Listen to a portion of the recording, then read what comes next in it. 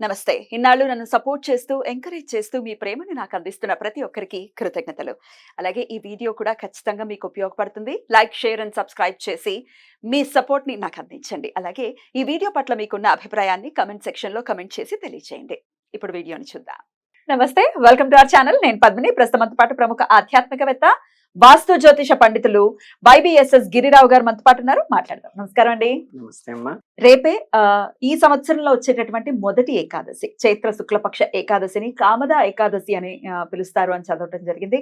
మరి కామద ఏకాదశి పేరుని సార్థకం చేసుకుంటూ మన కామ్యాలను నెరవేరుస్తుందా? అసలు ఈ ఏకాదశిని ఎలా వినియోగించుకోవచ్చు?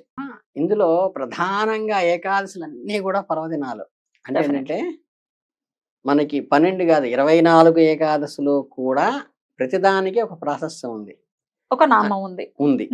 యాక్చువల్గా కొంతమంది ఏంటంటే ఏకాదశి వ్రతం అని చేస్తుంటారు. ఏకాదశి వ్రతం అంటే ఏంటంటే ప్రతి ఏకాదశికి కూడా,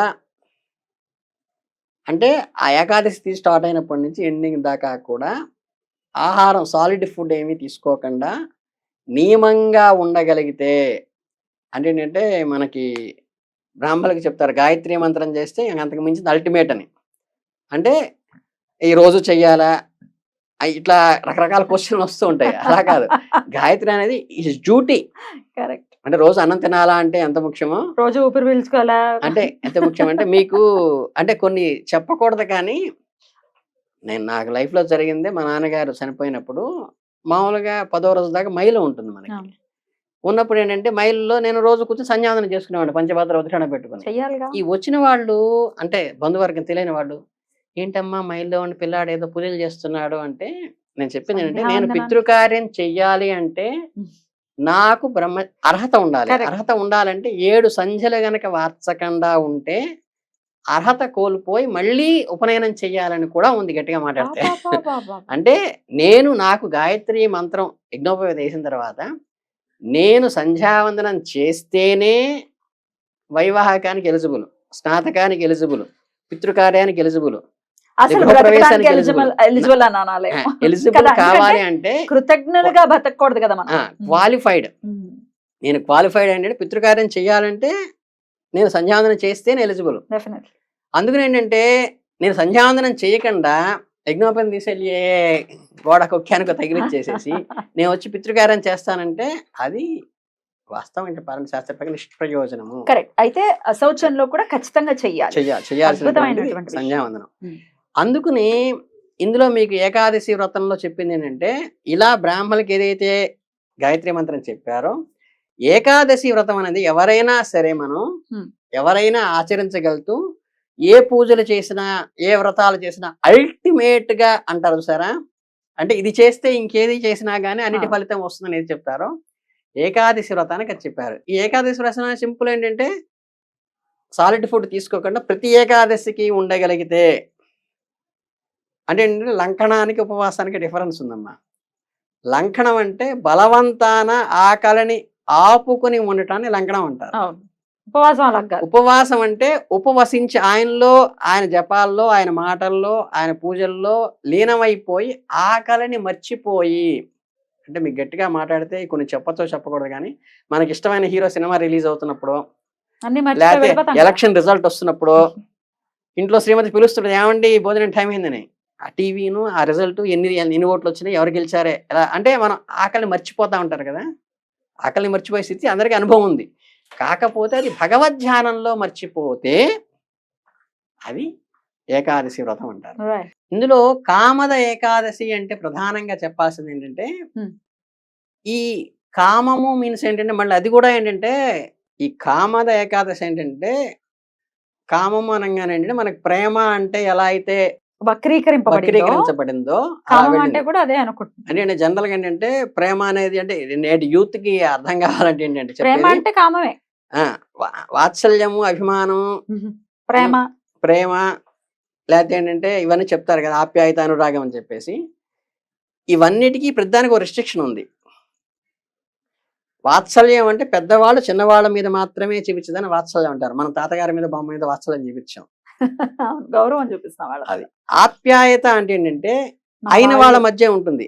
మన ఏ చిరంజీవి మీదో, సినిమా యాక్టర్ మీదో, క్రికెట్ ప్లేయర్ ప్రైజ్ మీదో మనకి ఆప్యాయత ఉండదు. ఆప్యాయత అంటే అయిన వాళ్ళ మధ్య మాత్రమే ఉండేది ఆప్యాయత అంటారు. వాళ్ళ మీద అభిమానం ఉంటుంది. అభిమానం అంటే వాళ్ళలో ఏదో మెరిట్ కనుక్కొని ఆ మెరిట్ని మనం ప్రోత్సహిస్తూ దాన్ని ఇంప్రెస్ అయ్యి మనం చూసేదాన్ని అభిమానం అంటారు.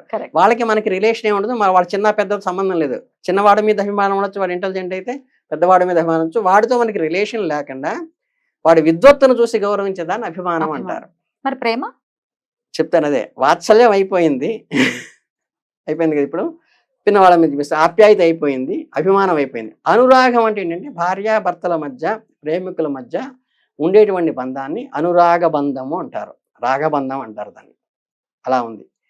ఇకపోతే ఈ ప్రేమ అనేది ఏంటంటే ఏజ్కి కానీ, రిలేషన్కి కానీ, వాడి విద్వత్తుకు కానీ, అర్థమైందా, చిన్న పెద్దలతో కానీ, అయినవాడు దూరం వాడితో కానీ దేంతో సంబంధం లేకుండా, ప్రేయసి ప్రేమికుల సంబంధం అది కూడా లేకుండా, ప్రేమ అనేది ఏంటంటే మనకి విశ్వైకమైనటువంటి భగవంతుడు మనం చూపించేది ప్రేమ.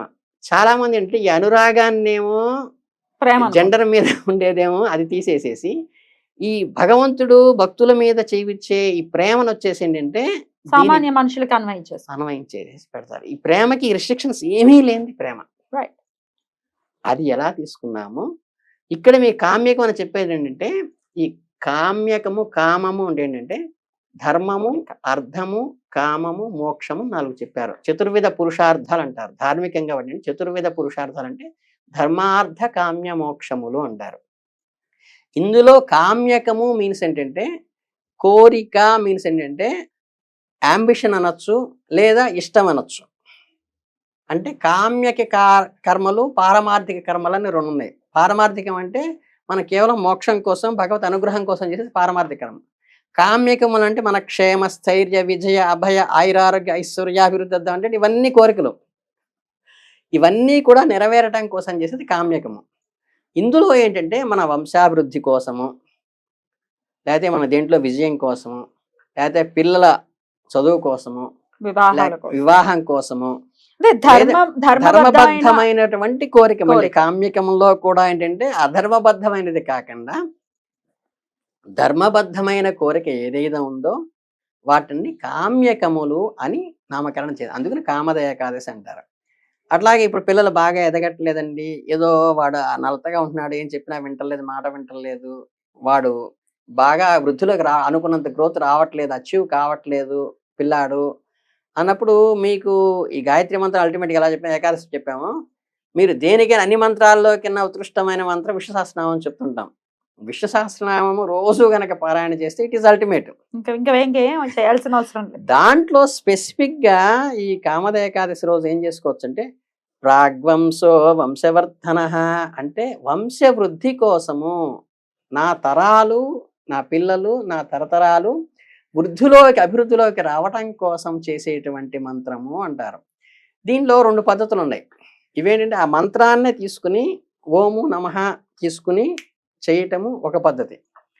అలా కాకుండా విశ్వం విష్ణుర్వష అనుష్టప్ ఛందస్సులో ఉంటుంది విష్ణు సహస్రనామం. ఈ అనుష్టప్ ఛందస్సులో మీరు 8, 8, 8, 8 24 అక్షరాలు ఒక శ్లోకం ఉంటుంది. మీరు ప్రతి శ్లోకానికి మధ్యలో సంపుటీకరణ చేసుకుని ప్రాగ్వంశో వంశవర్ధన అంటే ఎలా అండి, ఇప్పుడు విశ్వం విష్ణుర్వషట్కారో భూత భవ్య భవత్ప్రభు ప్రాగ్వంశో వంశ 2 అయిపోవాలి. 2 చేయాలంటే 8, 8, 8, 8 24.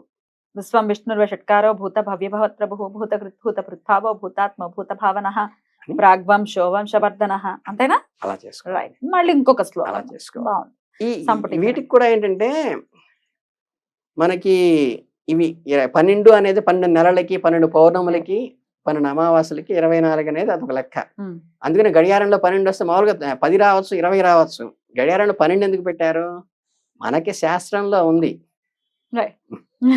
అద్భుతం, అద్భుతం. సో అలాగే ఈ ఏకాదశి నాడు ఉపవసిస్తూ ఎలాగో ఈ విష్ణు సహస్రనామాన్ని సంపుటీకరణ చేసుకునే కనుక చేస్తే వంశవృద్ధి కోసము ఈ ఏకాదశి ఉపయోగపడుతుంది అని చెప్పేసి ప్రాశస్తంగా చెప్పడం. అంటే మొదటి సంవత్సరంలో మొదటి వచ్చే ఏకాదశి. అయితే ఈ వంశవృద్ధి కాదు, పిల్లల కోసం కాదు, వేరే కోరికలు, రకరకాల కోరికలు ఉంటాయి. ఐశ్వర్యం కావాలనో, లేకపోతే ఇల్లు కావాలనో, ఉద్యోగం కావాలనో.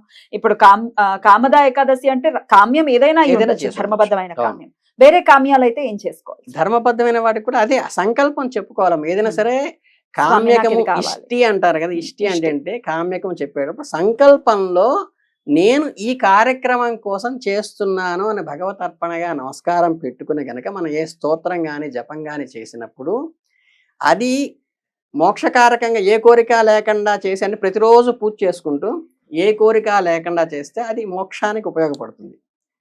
మీకు పర్టికులర్గా ఒక పర్పస్ కోసం చేయాలంటే గాలి విశ్వమంతా ఉంటుంది. పర్టికులర్గా ఒక బెలూన్లోకో ఒక మన సైకిల్ ట్యూబ్లోకో ఊదుకుంటే అది ఆ పర్పస్ కోసం మాత్రం విశ్వమంతా Utilize వ్యాపించేటటువంటి గాలి అక్కడ ఉపయోగపడుతుంది. Correct. ఒక ఆక్సిజన్ సిలిండర్లోకి ఎక్కించుకుంటే కేవలం ఆ పేషెంట్ని రక్షించడానికి అది ఉపయోగపడుతుంది. విశ్వమంతా వ్యాప్తంగా లేదా అంటే పరమాత్మ ఉన్నాడు. అలాగే దాన్ని అక్కడ పర్టికులర్గా మనం కేంద్రీకరించడం వల్ల మన వాళ్ళందరికీ తీరాలి అని మనస్ఫూర్తిగా కోరుకుంటూ, స్థితికారకుడైన విష్ణువు అనుగ్రహం ప్రతి ఒక్కరి మీద ఉండాలని మనస్ఫూర్తిగా కోరుకుంటూ thank you so very much అండి. నమస్తే.